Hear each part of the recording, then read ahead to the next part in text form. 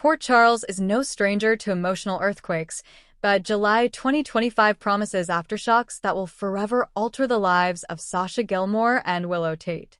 As secrets unravel, friendships are tested, and motherhood takes an unexpected turn, the lives of two women intertwined by grief, loss, and resilience come to a crossroads neither of them saw coming. The month begins with a harrowing revelation. Sasha Gilmore receives a letter postmarked from Switzerland. It's brief, clinical, and jarring. It's from the Geneva clinic where her estranged mother, Amanda Gilmore, had checked herself in years ago for severe psychiatric treatment. The letter states Amanda has passed away due to complications from experimental treatments. But tucked inside the envelope is something else, a sealed envelope marked to Sasha. In the letter, Amanda confesses to one final manipulation. Daisy, the little girl Sasha mourned, is not her biological daughter.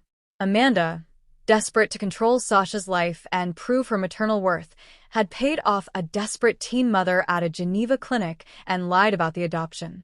Sasha's world implodes again. The child she fought for, nearly died for, may still be alive, but out there, in the world, unknown and unprotected. Simultaneously, Willow Corinthos' marriage is crumbling under a mountain of lies. After discovering Michael bribed the judge in Nina's custody case and blackmailed Tracy into signing over YLQ shares, Willow packed up Wiley and Amelia and moved out of the Corinthos mansion. Her confrontation with Michael was not cold, it was icy. If you want to play God, Michael, don't expect the rest of us to kneel. Now, living in a tiny apartment above Kelly's, Willow's days are filled with chaos. Work at GH, two young kids, and the overwhelming realization that she doesn't even recognize the man she married. When she runs into Sasha at the hospital after a brutal shift, both women collapse into the lounge and share one of the rawest conversations in the show's history. As Sasha explains the shocking truth about Daisy's adoption fraud, Willow listens quietly. Then she does something unexpected. She hugs her. You still are a mom, Sasha. That doesn't disappear because someone took advantage of your heart. This sparks something in Sasha. For the first time in weeks, she feels clarity. That night, she returns to her loft and stares at her reflection. She's lost Daisy, lost Brando, lost herself. But Willow's words echo in her ears. The next day, Sasha walks into Willow's apartment with a proposal that stuns her. Let's do this together. Let's raise our kids, single moms, best friends, a tribe of two. At first, Willow is speechless. But as Sasha lays out the logistics, a shared nanny, alternating schedules, emotional support, shared expenses, Willow sees the logic. And something deeper, safety. Together, they won't feel so isolated. Together, they can rewrite their narratives, not as widows or abandoned wives, but as empowered mothers. Let's make our own family, Sasha says. Our kids will know what love looks like. Willow smiles, tears in her eyes. Deal. As word spreads through Port Charles, reactions range from supportive to suspicious. Carly, fresh off her own battle with Nina for Donna's custody, is the first to offer support. You've both been through hell. You deserve peace. You deserve choice. Sunny, on the other hand, is less thrilled. Especially after finding out that Sasha rejected an offer to rejoin Deception, an offer Tracy personally crafted to keep Sasha visible as the face of the brand. Are you punishing yourself or just running away? Sunny asks. Sasha calmly replies, I'm done being someone else's symbol. Meanwhile, Michael spirals. Seeing Willow move on so quickly, with Sasha, of all people, triggers something volatile in him.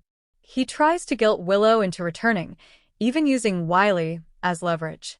But Willow, steel in her spine, isn't having it. You lied, manipulated, and hurt the people I love.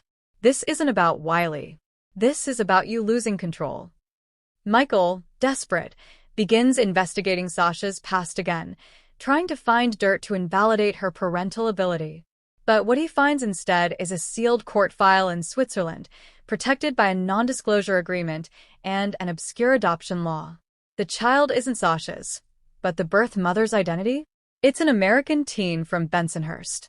With Spinelli's help, Sasha traces the girl, Lila Mancini, now 22, living in Brooklyn, working at a daycare.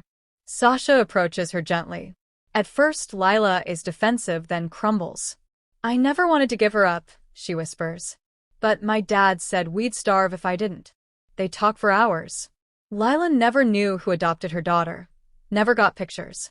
When Sasha shows her Daisy's baby blanket, the one Amanda had kept, Lila weeps. But then comes the bombshell. Daisy isn't dead. Amanda had faked Daisy's death after a private investigator warned her Sasha was growing suspicious. Daisy was sent to a private home in Vermont under a pseudonym. Sasha, Willow, and Lila take a road trip together to investigate. What they find breaks them. Daisy is there, alive, now called Ellie, living with a wealthy couple who adopted her through illegal intermediaries. The fight for custody begins. The legal battle is intense. Sasha files for emergency custody. Lila supports her. Willow serves as Sasha's character witness and medical advocate. Diane Miller takes the case pro bono, convinced Amanda's fraud can be overturned.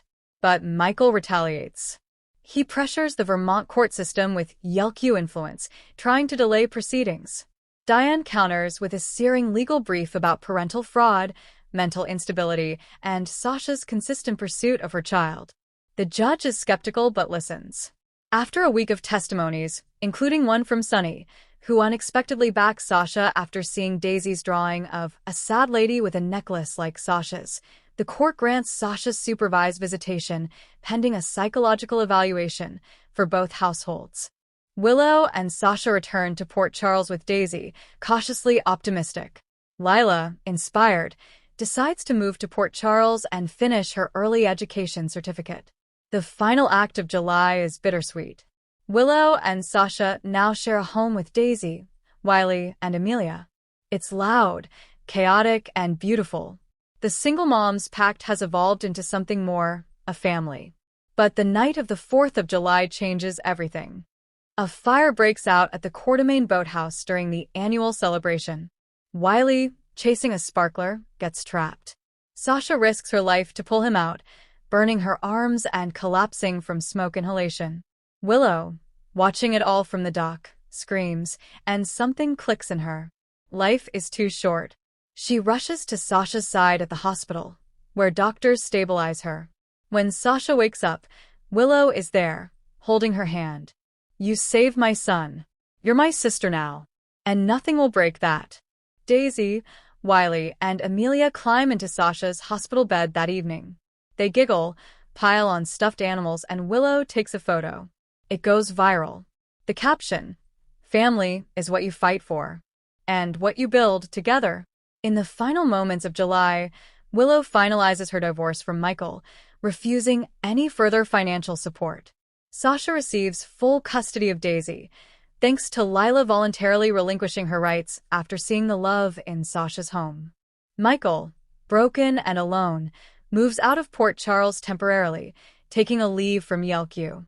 Sasha and Willow, now household names again thanks to the viral photo, get an offer for a reality series profiling modern motherhood in America. They decline. Instead, they open a support center in Port Charles called Daisy House, a safe space for women recovering from postpartum depression, grief, and domestic loss. Carly donates the space. Diane offers legal help. Epiphany's portrait hangs at the entrance, a reminder of strength and healing. Port Charles watches as two women rewrite their story, not as victims, not as martyrs, but as mothers, fighters, and chosen family. Jason returns with a secret that will shatter Willow's peace. Sasha's past lover makes a shocking comeback. Lila begins dating Michael, and an old photo of Nina, Willow, and a baby appears. But who's the real child in that frame? Stay tuned, Port Charles. The storm isn't over. But for Sasha and Willow, it's finally safe to breathe again.